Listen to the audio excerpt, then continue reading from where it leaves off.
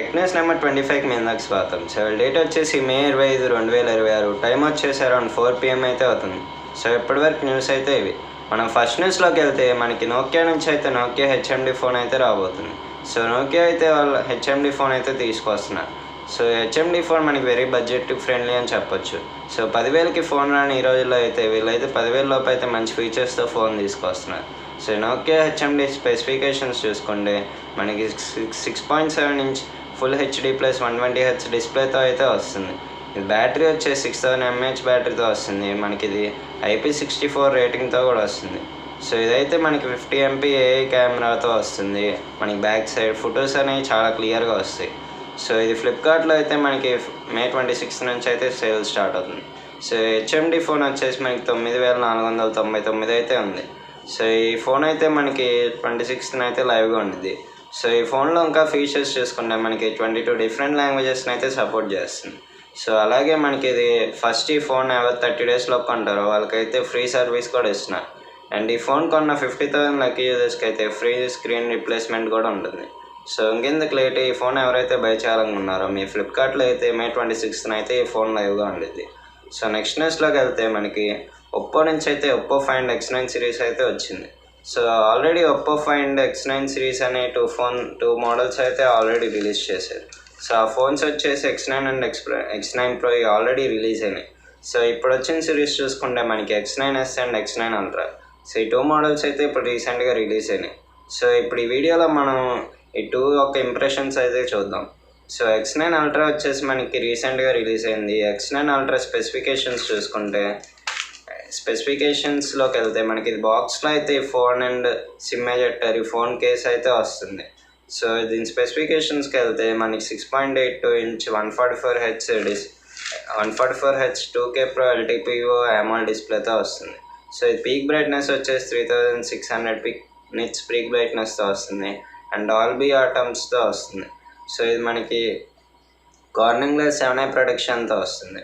So processor వచ్చేసి Snapdragon 8 Elite generation 5తో run అవుతుంది. And RAM వచ్చేసి 12GB RAM basic variant 512GB స్టోరేజ్తో వస్తుంది. So RAM వచ్చేసి LPDDR5X ర్యామ్ అండ్ UFS 4.1 స్టోరేజ్తో వస్తుంది.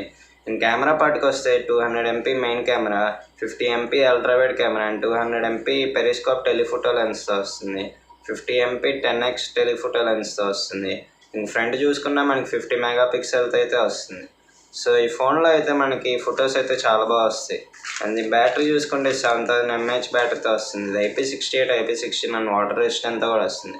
So దీనిలో అయితే IR blaster, NFC support, Wi-Fi 7, Bluetooth version, a link boost అని ఇలాంటి ఫీచర్స్ అయితే మనకి చాలా వస్తున్నాయి. సో ఇవే కాకుండా ఈ ఫోన్ వచ్చేసి అల్ట్రాసోనిక్ ఫింగర్ ప్రింట్ సెన్సార్తో వస్తుంది. సో ఈ ఫోన్ యొక్క స్పెసిఫికేషన్స్ ఇవి. సో X9sలోకి వెళ్తే మనకి ఈ ఫోన్ కూడా సేమ్ ఇలాగే హెజిల్బెడ్ పార్ట్నర్షిప్తో వస్తుంది. సో X9s వచ్చేసి 6.59 ఇంచ్ 1.5K LTPO AMOLED డిస్ప్లేతో వస్తుంది. ప్లస్ 120Hz రిఫ్రెష్ రేట్తో అయితే వస్తుంది. సో పీక్ బ్రైట్నెస్ వచ్చేసరికి ఇందులో కూడా 3600 nits పీక్ బ్రైట్నెస్ ఉండిద్ది. ఇది MediaTek Dimensity 9500S ప్రాసెసర్తో అయితే వస్తుంది. సో మనకి బేసిక్ వేరియంట్ 12GB ర్యామ్ 256 నుంచి అయితే ఉండిద్ది. సో ఇది LPDDR5X ర్యామ్ అండ్ UFS 4.1 స్టోరేజ్తో వస్తుంది. బ్యాటరీ వచ్చేసి 7025 mAh బ్యాటరీతో వస్తుంది. ఫ్రంట్ కెమెరా విషయానికి వస్తే మనకి ఇది 50 MP మెయిన్ సెన్సార్తో వస్తుంది. And 50 MP ultrawide camera, 50 MP telephoto లెన్స్తో అయితే వస్తుంది. ఇంక ఫ్రంట్ చూసుకుంటే మనకి 32 మెగాపిక్సెల్తో అయితే వస్తుంది. సో ఇందులో కూడా మనకి IP68, IP16 and water resistant ఉంది. అండ్ ఇందులో కూడా మనకి X9 Ultra లాగా ఫీచర్స్ అయితే చాలా ఉండబోతున్నాయి. సో ఇందులో ఇయర్ బ్లాస్టర్ ఉండిద్ది, NFC సపోర్ట్ ఉండిద్ది, Wi-Fi వర్షన్ ఉండిద్ది, బ్లూటూత్ హైయెస్ట్ వర్షన్ సపోర్ట్ చేస్తుంది, ఏ లింక్ బూస్ట్ అని ఇలాంటి ఫీచర్స్ అయితే ఎన్నో ఉన్నాయి. సో ఫోన్ ప్రైజెస్ చూసుకుంటే మనకి ఒప్పో ఫైండ్ X9 Ultra వచ్చేసి దాదాపు 170,000 అయితే ఉండొచ్చు. అండ్ ఒప్పో ఫైండ్ X9s వచ్చేసి ఇది అయితే 70,000 పైన అయితే ఉంది. సో నెక్స్ట్ న్యూస్లోకి వెళ్తే మనకి శాంసంగ్ నుంచి అయితే రీసెంట్ న్యూస్ ఇది. సో శాంసంగ్లో అయితే శాంసంగ్ S27 సిరీస్ అయితే మనకి రేపు జనవరిలో అయితే తీసుకొస్తుంది. సో S27 వచ్చేసి మనకి 3 వేరియంట్స్గా వస్తాయి. S27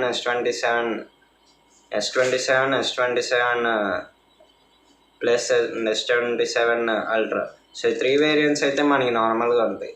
సో S27 అల్ట్రా ముందైతే మనకి ఇంకో వేరియంట్ అయితే తీసుకొస్తున్నారు, అదే S27 Pro. So S27 Pro వచ్చేసి మనకి అల్ట్రా కన్నా కొద్ది కింద వస్తుంది. ఇది సేమ్ అల్ట్రాలో ఎలాంటి ఫీచర్స్ ఉన్నాయో మనకి దీనిలో కూడా అలాంటి ఫీచర్సే చూస్తాం. సో కాకపోతే ఇదైతే కాంపాక్ట్ సైజ్ వస్తుందండి. డిస్ప్లే సైజ్ కూడా మనకి 6.59 ఇంచ్ డిస్ప్లేతో అయితే రావచ్చు. సో ఇది మనకి అయితే సేమ్ అల్ట్రా ఏ ప్రాసెసర్ వస్తుందో ఇది కూడా స్నాప్డ్రాగన్ 808 ప్రాసెసర్తోనే రన్ అవుతుంది. సో S27 Pro అయితే మనకి నెక్స్ట్ సిరీస్ నుంచి అయితే ఎక్స్పెక్ట్ చేయొచ్చు అని అయితే రూమర్స్ వస్తున్నాయి.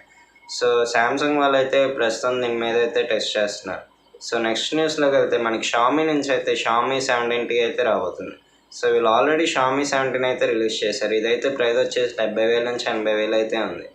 సో ఇదైతే మనం ఎక్స్పెక్ట్ చేసినంత అయితే క్లిక్ అవ్వలేదు. వీళ్ళైతే షామీ 17 కింద 17T అని అయితే తీసుకొస్తున్నారు. సో ఈ 17T వచ్చేసి మనకి June 4th అయితే లాంచ్ అవుతుంది. సో ఇదైతే మనకి బ్యాక్ డిస్ప్లే వచ్చేసి 6.59 ఇంచ్ డిస్ప్లేతో వస్తుంది.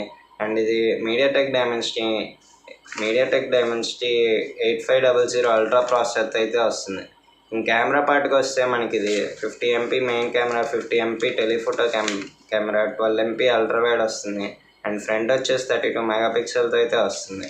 సో బ్యాటరీ కూడా చూసుకుంటే మనకి 500 mAh బ్యాటరీతో అయితే వస్తుంది.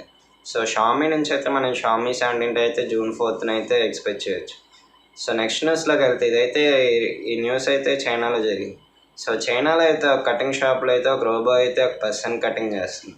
సో ఈ రోబో వచ్చేసి ఎలా చేస్తుందంటే ఆ పర్సన్ వచ్చేసి 60 yen అయితే ఇవ్వాలి, అంటే ఇండియన్ రూపీస్లో అప్రాక్సిమేట్లీ 860 రూపీస్.